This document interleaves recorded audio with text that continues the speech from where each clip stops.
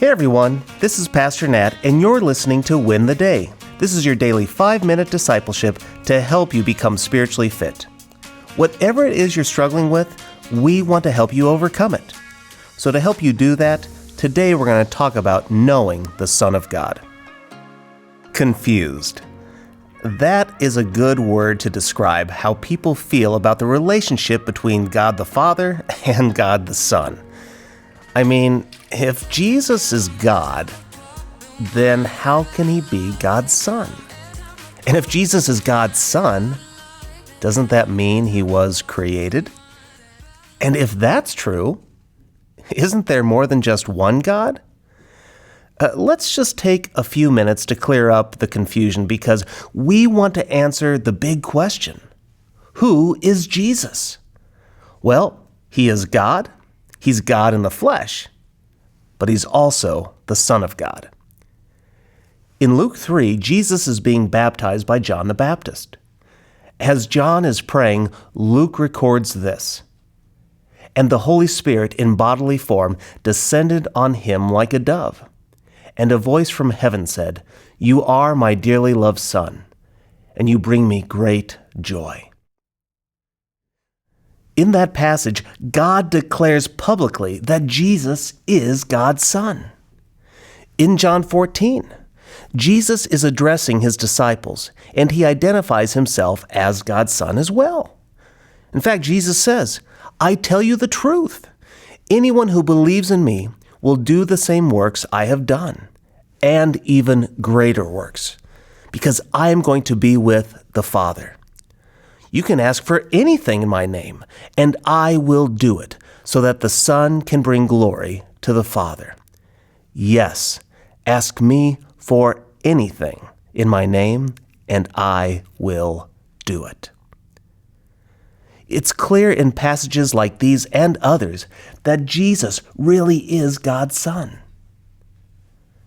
But does this mean that he was born? I mean, the Bible does say that Jesus is God's begotten Son. It says so in John 3:16.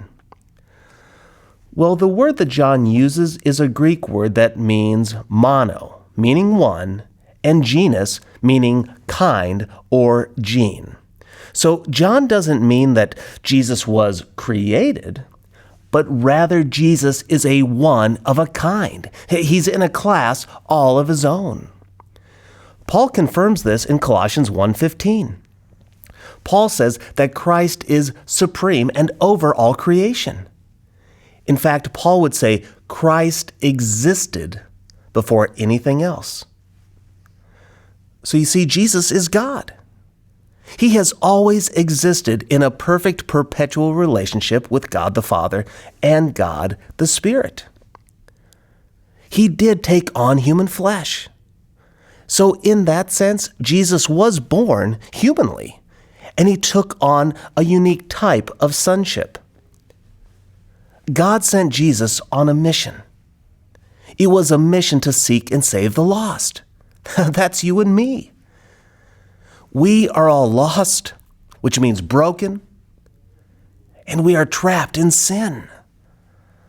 So God sent Jesus on a rescue mission, and I am so thankful that he did. So here's my challenge for you today. Jesus is God's Son who took on flesh for us. This means that the unique and precious relationship that God has with his Son, it's available to us.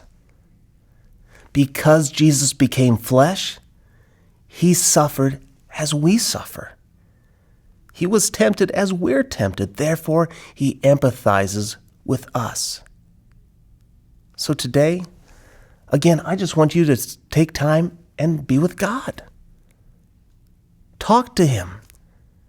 Share with him your fears, your burdens, your joy. Maybe it's easy for you to pray, to talk out loud, but it might be easier for you to journal. Maybe it's typing it out in a Word document. Maybe it's sitting down and recording a message with your camera on your phone. Whatever works for you, take time and be with God.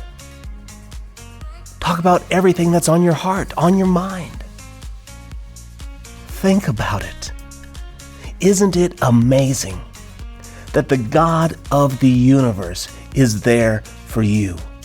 He's there for me. He cares for our every thought and our every feeling.